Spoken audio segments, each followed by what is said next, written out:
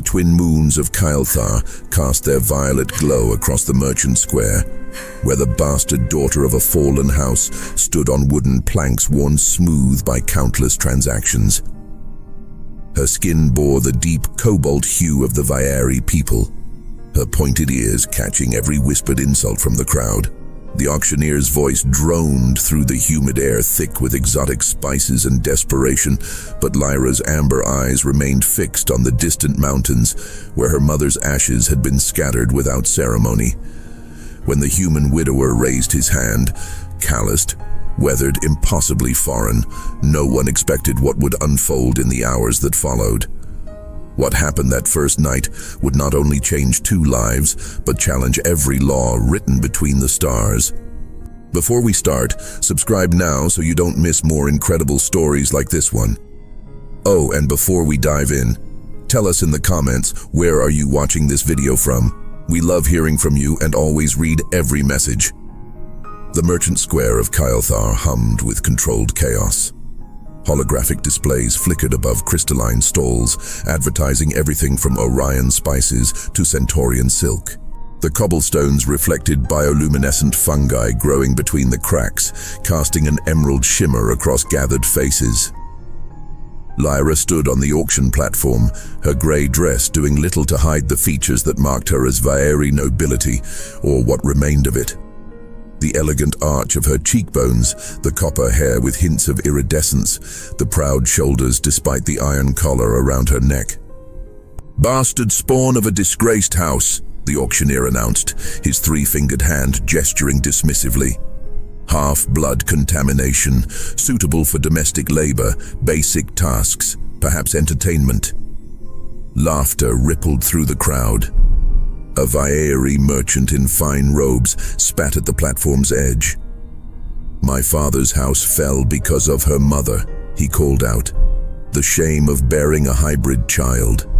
Look at her, not pure enough for our world, not human enough for theirs." Lyra's fingers trembled, but her face remained impassive. The collar hummed with low frequency, a reminder that any attempt to flee would result in immediate neural suppression. The human section stood separate. Most were traders or colonial administrators observing with detached curiosity.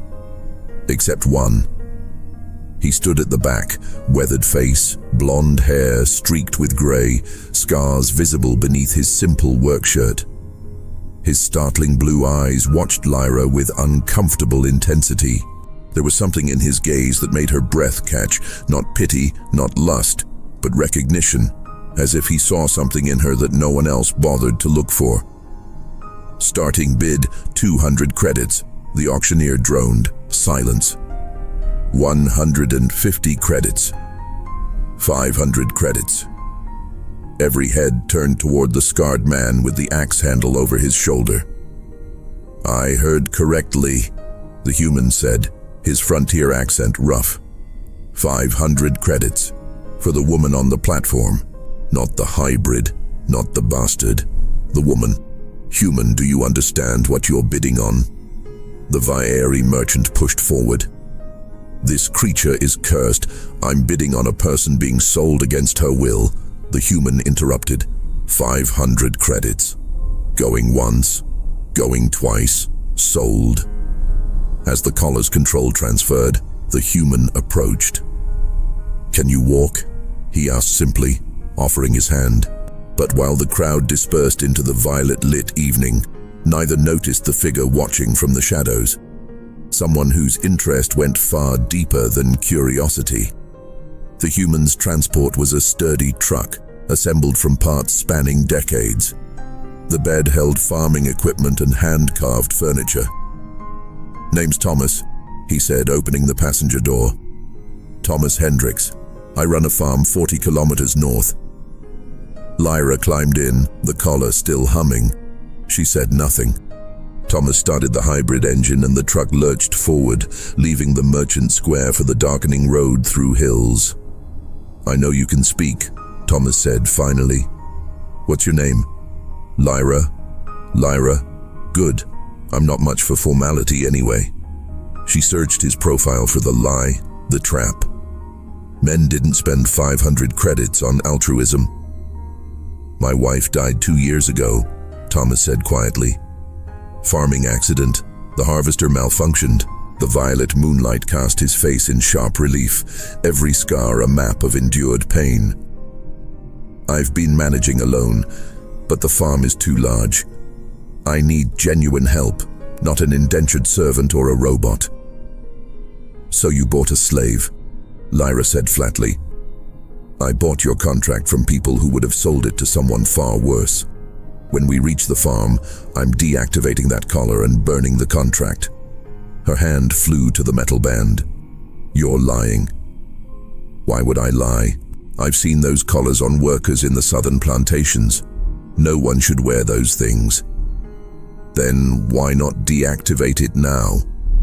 Because if you run, you'll die in these hills before morning. The night predators don't distinguish between human and Vaeri, and you're not dressed for the temperature drop. He had a point. Lyra could already feel the chills seeping in. The truck crested a hill, and the landscape opened up. In the valley below lay a farm torn from 2 different worlds. The main house was human frontier style, logs and stone, but surrounded by Vaeri gardens where crystalline flowers grew in geometric patterns. She planted those, Thomas said. My wife, Elena. She was fascinated by your people's agricultural techniques. Thomas guided the truck down. Lyra noticed the hybrid irrigation system, the mixed architecture, the way human and Vaeri design principles had been woven together. But as Lyra stepped out, she failed to notice the small surveillance drone hovering in the tree-lined shadows, recording everything. The farmhouse interior was a monument to blended existence. Human furniture sat alongside Vaeri meditation cushions. The walls displayed photographs and intricate geometric art. The air smelled of wood smoke and something that made her stomach clench. Food. Stew, Thomas explained, ladling steaming portions into bowls. Made it this morning. He retrieved a small device, the collar controller. Lyra's hand went to her neck. This will feel strange, Thomas warned. Sit down first. She lowered herself into a chair, tense. The collar had been part of her for 3 months. Thomas pressed a sequence and the humming stopped. The collar split and clattered to the table. Lyra gasped, her hand flying to her bare neck. The skin felt exposed, vulnerable. The room tilted as her nervous system adjusted. Easy, Thomas said, steadying her shoulder. Breathe through it. After several deep breaths, the disorientation faded, replaced by lightness she had almost forgotten. Thomas picked up the collar, walked to the fireplace and tossed it into the flames.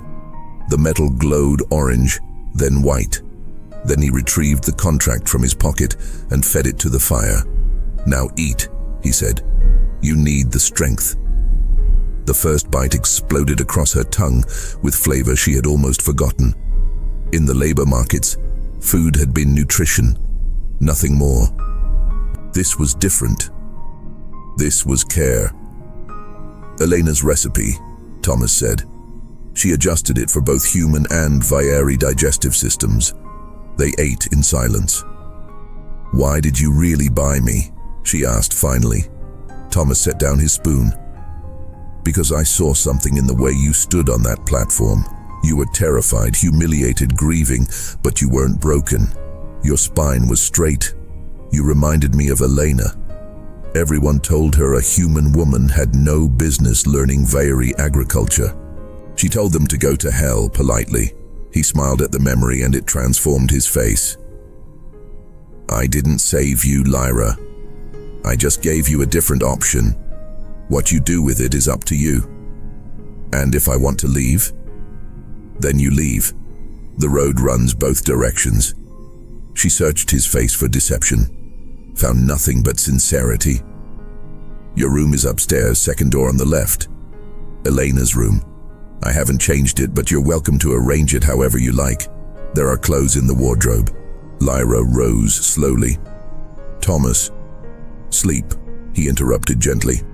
Tomorrow we'll talk about work. Tonight, just sleep. She climbed the stairs and found the room decorated with care, books in multiple languages, botanical drawings, photographs of a dark-haired woman with laughing eyes. Elena. Lyra changed into a sleeping gown that smelled of lavender and lay down.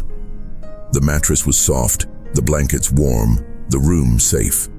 She should have slept immediately. Instead, she lay awake, listening to Thomas moving downstairs, the fire crackling, the wind through the valley. And then she heard something else, the subtle whir of machinery outside her window. A surveillance drone. Someone was watching. Someone who had followed them from the merchant square. Lyra woke to sunlight streaming through windows, one star yellow, one orange, painting the valley in gold and amber. She dressed in clothes from the wardrobe, work pants and a Vaeri-style tunic modified for labor. Downstairs, Thomas was already working in the crystalline garden, checking each plant with understanding.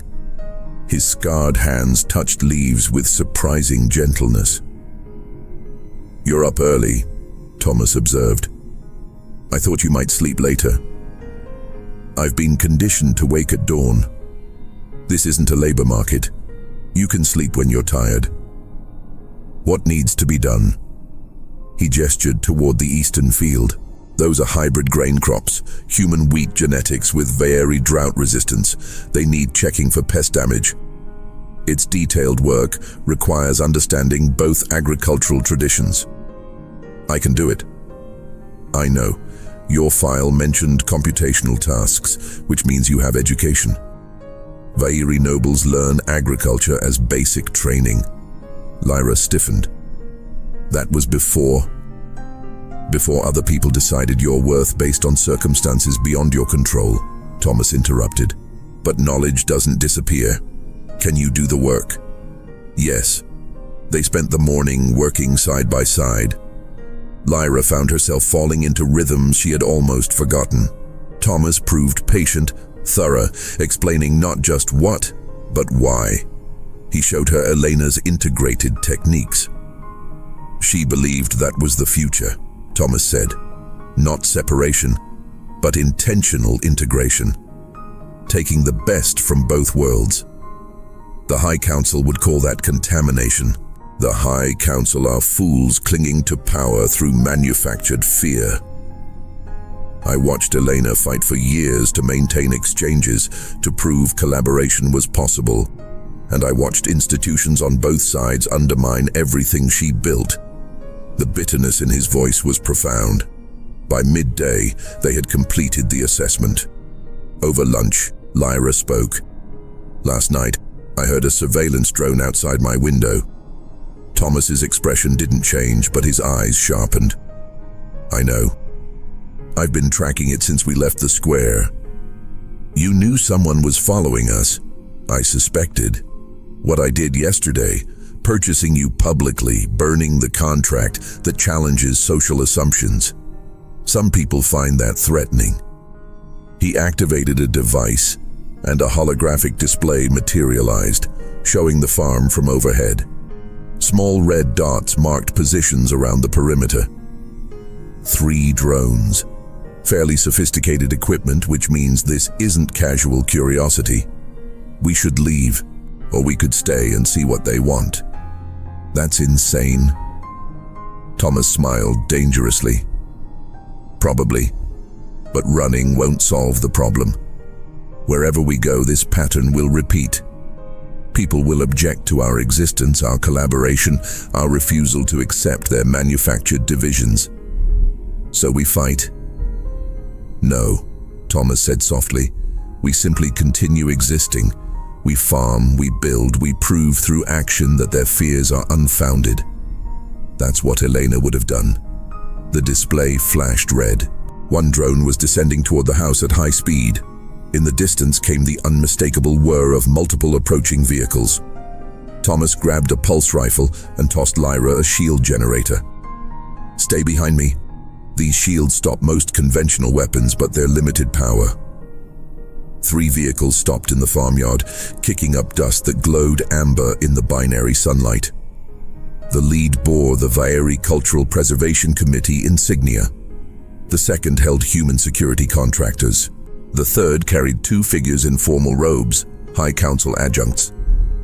Thomas Hendricks, called the lead adjunct, a tall Vairi male with religious conservative tattoos marking his purple skin. You are in violation of Cultural Preservation Statute 7-42, which prohibits harboring legally designated contaminants. That's interesting terminology for a person, Thomas replied, rifle ready. Lyra's contract was legally purchased and dissolved. She's here of her own free will. The contract was acquired under false pretenses. You've destroyed legal property and are providing sanctuary to a disgraced individual whose existence threatens cultural purity. Cultural purity, Thomas repeated with contempt. Is that what we're calling prejudice these days? The human contractors shifted. Their leader, a burly man with augmented implants visible at his temples, stepped forward. Mr. Hendricks, we've been authorized to retrieve the Vairi female. This can go easy or hard. Third option, you all leave my property. I'm within my rights under colonial settlement law, which supersedes your statutes. Colonial law holds no authority over Vairi citizens. Lyra, Thomas called, are you here by choice? Yes, she answered, voice steady despite fear. There's your answer. The second adjunct stepped forward. Lyra's breath caught. Vile then, who had served on the tribunal that condemned her mother. Little Lyra, Vile then said with false warmth. You've suffered so much. Why compound your family's disgrace? Come with us, accept rehabilitation, and perhaps some status can be restored. Rehabilitation? You mean the labor camps where my mother died? Your mother died because she refused purification, clung to her contamination. You don't have to make the same choice. Something inside Lyra crystallized, all the grief, all the rage fusing into clarity. My mother wasn't a mistake, she said, stepping forward. Her love wasn't contamination. And I am not broken merchandise to be reclaimed. She walked to the midpoint between Thomas and the vehicles. I am Lyra Vas Kael'thar, daughter of Aelith Vas Kael'thar, who loved beyond the boundaries your fear created. My mother's only crime was choosing connection over isolation. The adjuncts stiffened. Thomas made a sound of surprise or approval. You wear human clothes, stand in defense of human spaces. You've been contaminated. By what? Lyra interrupted.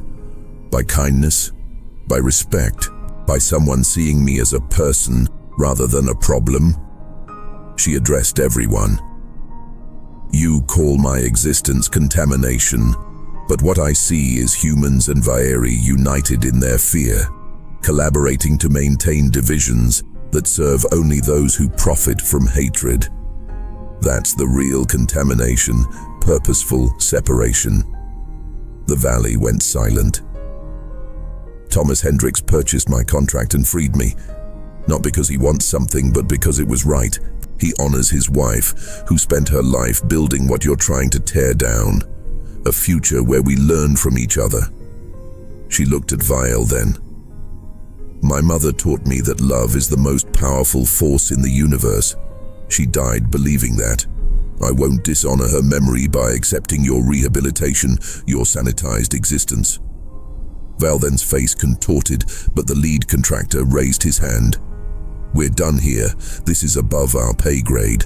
Whatever political match you people are having isn't worth the paperwork. He walked to his vehicle. The others followed.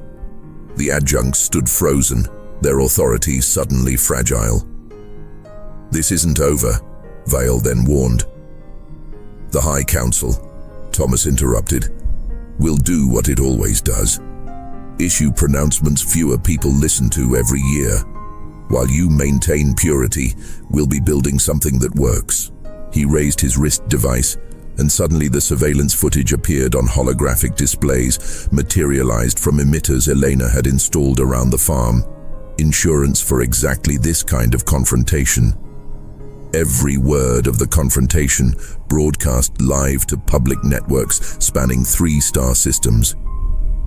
Everyone's watching now, Thomas said quietly. You're going to leave. We're going to farm. Tomorrow, we'll do the same. And eventually, your fear will become irrelevant. The adjuncts left without another word, defeated not by violence but by witnessed truth. When they were gone, Lyra's legs gave out. Thomas caught her. That was either the bravest or most foolish thing I've ever seen, he said. Probably both, Lyra admitted, and started laughing, half hysteria, half relief. Thomas held her as the laughter turned to tears. She wept for her mother, for Elena, for all the people who had dared to love beyond boundaries and paid terrible prices. It's not over, she said finally. They'll come back. I know, but we'll still be here, still farming, still proving them wrong every day. That's the only victory that matters. He met her eyes. Elena used to say the most radical act in a world built on division is simply choosing to exist together, to wake up every morning and continue building bridges despite everyone trying to burn them down. I'm afraid. So am I. But we don't have to be brave all the time. We just have to be consistent. Can you do that? Lyra thought about her mother's final days, about Elena working until dawn, about Thomas still believing kindness mattered more than fear. Yes, she said, I can do that. Then we start tomorrow. We work the fields, we tend the crops, we prove through action what words never could. That's how we honor them. That's how we win. As the binary suns climbed higher, painting the valley in gold and hope, Lyra Vascaelthar and Thomas Hendricks stood together, two people from different worlds, united by loss and hope and the stubborn belief that love was stronger than fear. 3 months passed. The farm transformed. The viral broadcast sparked movements across 3 star systems. Young people, human and Vieri, began demanding change, questioning divisions their parents had accepted as inevitable. Volunteers came weekly, wanting to learn Elena's hybrid techniques. Scientists requested permission to study the integrated systems.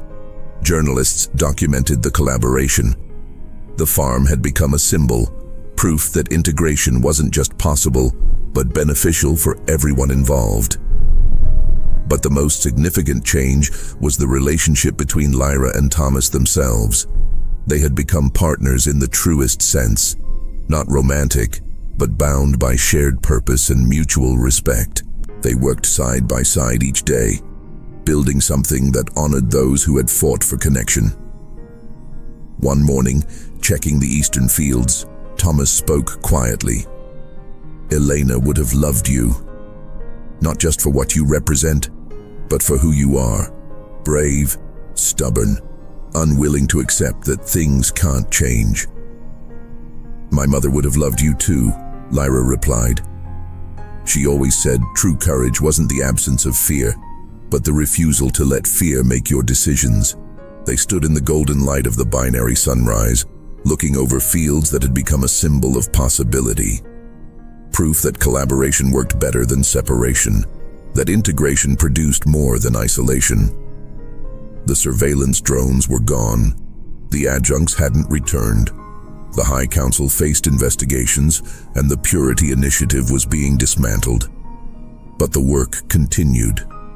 Every day, Thomas and Lyra woke before dawn and tended the crops Elena had first planted, proving through consistent action what politicians claimed was impossible. Every night, Lyra sat in her room, Elena's room, and held the meditation crystal, releasing tensions and preparing for tomorrow's challenges, because that was what freedom meant. Not the absence of struggle, but the right to choose your own battles. Not the end of fear, but the refusal to let fear define your existence. A year after the auction, the farm hosted its first official cultural exchange program. 50 students, human and Vieri, from a dozen different worlds, gathered to learn integrated agricultural techniques. Lyra stood before them, no longer the frightened girl on the auction block, but a teacher, a symbol, a bridge between worlds. My mother used to say that love is the most powerful force in the universe, she told the students. And she was right. But love isn't passive. It's not just feeling, it's action. It's the choice to see beyond boundaries, to work past differences, to build something together that neither could create alone. She gestured to the fields, to the hybrid crops thriving in the valley, to the house where human and Vaeri design created something more beautiful than either alone. This farm exists because people refused to accept that division was inevitable. My mother, Elena Hendricks, Thomas, and now all of you, every person who chooses connection over fear, who picks up a tool and does the work of building bridges. You are the revolution. You are the change. Thomas stood at the back, watching Lyra speak with confidence and grace. Elena would have been proud. Aelith would have been proud. And he was proud too. Not because he had saved Lyra, but because she had saved herself. She had stood up in that farmyard and claimed her name, her identity, her right to exist on her own terms. That was the real victory. Not the investigations or political changes or cultural movements, but the simple fact that a girl sold on an auction block now stood as a teacher, helping others build the future her mother had dreamed of. As the binary suns set behind the mountains, painting the valley in violet and gold, the students dispersed to evening tasks. Humans and Vaeri working side by side, learning from each other, proving every day that collaboration was not just possible, but preferable. And in that moment, in that small valley on Kylthar, the universe shifted slightly toward hope. Because in a cosmos built on division, sometimes the most revolutionary act is simply choosing to exist together. To wake up every morning and continue building bridges despite everyone trying to burn them down. To prove through consistent action what words never could. That love, in all its forms, is stronger than fear. That connection is more powerful than separation. That the future belongs not to those who enforce boundaries, but to those brave enough to cross them. And that sometimes what happens on a single night between a widower and a freed slave can change the course of civilizations. It starts with a single act of courage, a single moment of choosing compassion over convenience, humanity over hatred. And from that single seed, an entire forest can grow.